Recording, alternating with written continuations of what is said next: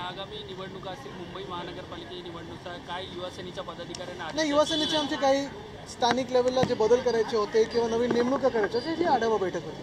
दुसरा एक मुद्दा होता की पूरग्रस्तांना अतिवृष्टी, शेतकऱ्यांना मदतीचा मुद्दा होता. पुढील मुदत मिळते अशा पद्धतीचा एक महत्त्वाचं आहे, आता आपण पाहत असाल उद्या परत कॅबिनेट बैठक आहे, परवा प्रधानमंत्री महोदय स्वतः येत आहेत. आम्हाला हीच अपेक्षा आहे की महाराष्ट्रात जे नुकसान झालेलं आहे शेतकऱ्यांचं, 50,000 रुपये प्रति हेक्टर कर्जमाफी आणि पुढच्या 6 महिन्याचं जे काही लाडकी बहीणचं रक्कम असेल ती एक रकमी ही गेली पाहिजे त्यांच्या खात्यावर, ही आमची मागणी राहिलेली आहे.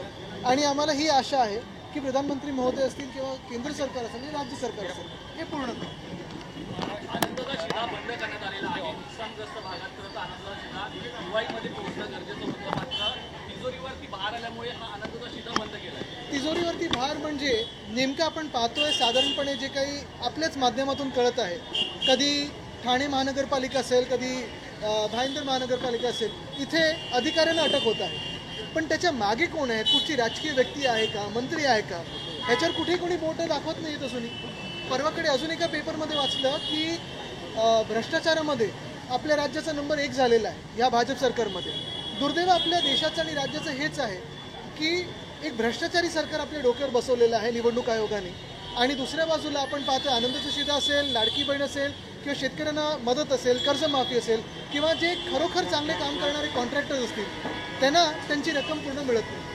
शिक्षा येऊन गेले तर ते पॅकेज घोषित करतील असं वाटलं होतं, मात्र नुकताच कोणताही निर्णय घेतलेला नाही, आमचं एकच अपेक्षा आहे की जसं आमदार फोडताना पॅकेजेस दिले जातात तसं मोठं पॅकेज त्याहूनही जास्ती चांगल्या कामासाठी दिलं, शेतकऱ्यांच्या मदतीसाठी दिलं तर चांगलं होईल. पण आज एक पत्र दिलंय पंतप्रधानांनी.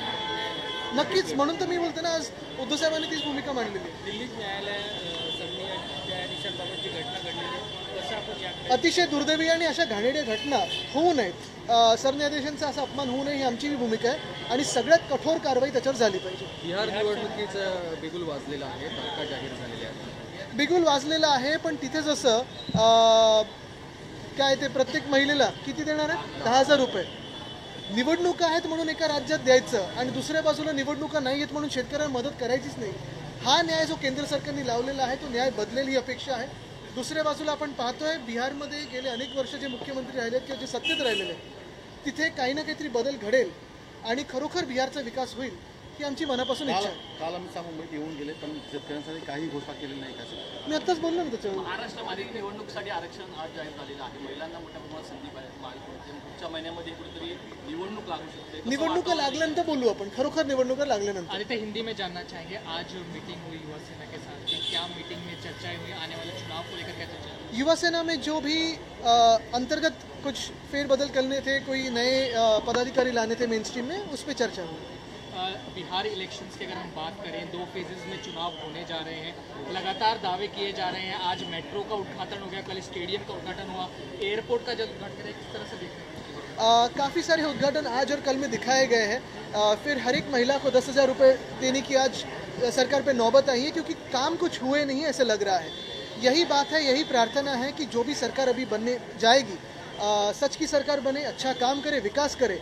पिछले 5-7 सालों में जो सरकारें रही हैं, खास करके अभी जो मुख्यमंत्री है, क्या विकास हुआ है इसका प्रतीक यही बताता है कि आज ऐसी नौबत आई है कि हर एक महिला के अकाउंट में उनको 10,000 रुपये देना पड़ रहा है. यही बात रही है कि अगर सच में विकास होता तो ऐसे कुछ दिखावे की ज़रूरत नहीं होती. दूसरी बात यह है कि जो पैकेज वहाँ डिक्लेयर किया गया है, चुनाव है इसलिए पैकेज है. महाराष्ट्र में चुनाव नहीं है इसलिए आप देख रहे हो किसानों को देखकर भी नज़रअंदाज किया जा रहा है. लेकिन विपक्ष के क्या बड़े मुद्दे रहने वाले हैं इस बार बिहार इलेक्शंस के लिए? आप देखेंगे तेजस्वी जो बात करेंगे, आप देखेंगे उनके पीछे जो युवा खड़े हैं वो भी देख रहे हैं आप.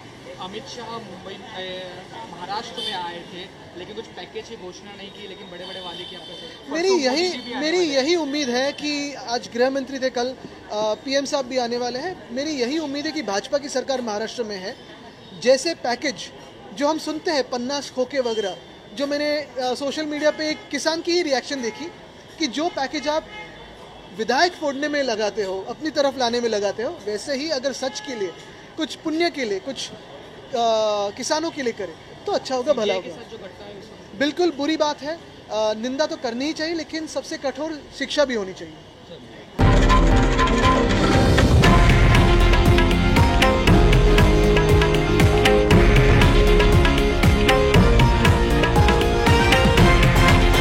हे आहे देशातील नंबर 1 न्यूज नेटवर्क आणि आपण पाहत आहात TV9 मराठी, एकमेव।